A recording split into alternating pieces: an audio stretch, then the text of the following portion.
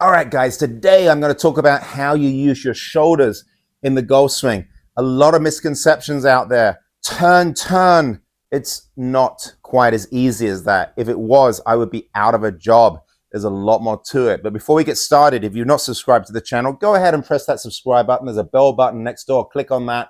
You'll get a notification every time I release the video. So confusion around making a turn. I see two problems. I see people getting the shoulder plane too flat. I see them getting the shoulder plane too steep. From down the line, people that get too flat, they raise up out of their spine angle this way. Then they've got to get back into their spine angle and they come miles over the top of it.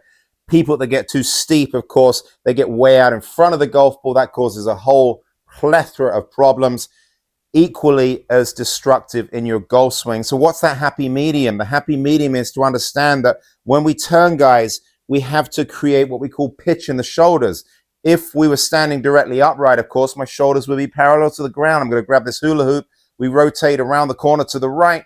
We go ahead and have a little drift into the left side. We rotate around the corner to the left. And we've got a very simple motion here where I'm not really changing the plane of my shoulders. I'm keeping everything nice and consistent. But the ball's on the ground, guys, isn't it? So the ball's on the ground. We're going to have to create some pitch. We're going to have to bend forward towards the ground, towards the golf ball. Our hips create some angles. Our shoulders create some angles. And we need to maintain those angles.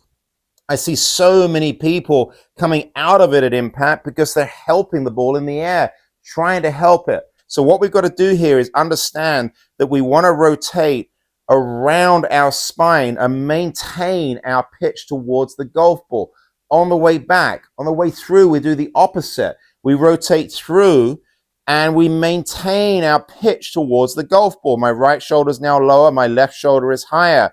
If I focus on doing that, and I can just do it slowly, keeping my head pretty quiet, what you'll notice here is that it's impossible to stay bent forward and bring my hips forward at the same time. So many of you early extend, you've been early extending for years, bringing your pelvis out of its depth, and that causes lots and lots of trouble. And it makes logical sense to try and fix that by focusing on improving your pelvis and getting your pelvis moving back. So many of you trying to get your pelvis moving back are actually moving it forward even more. So what I would suggest is give this a shot. It doesn't mean that working on pelvic depth as you change direction is the wrong thing to work on. It just means you've got to find what works best for you. If it's working for you, keep doing it. If it's not, start focusing a little bit more on the shoulders and understanding the relationship between maintaining pitch and keeping your pelvis behind you. I'm going to go ahead and grab a alignment stick here and kind of demonstrate what we're looking for. So if we bend forward from our hips and we've got too much horizontal movement in the golf swing, you can see my head's moving way off the golf ball to the right. If I sit up to the golf ball and I've got too much vertical movement, you can see my head's moving to the left. We want to keep our head, guys, fairly quiet. I don't mind seeing a little bit of rotation with the shoulders. I get it. It frees up the movement of the body in many, many respects.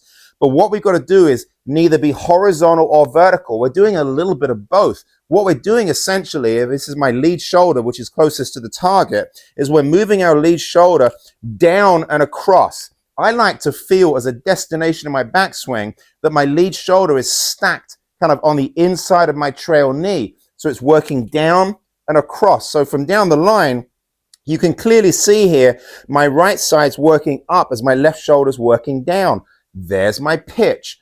Also, my hips, guys, this way a little bit. They're not completely level. You can see that. It's all part of this importance of keeping your upper body bent forward, okay?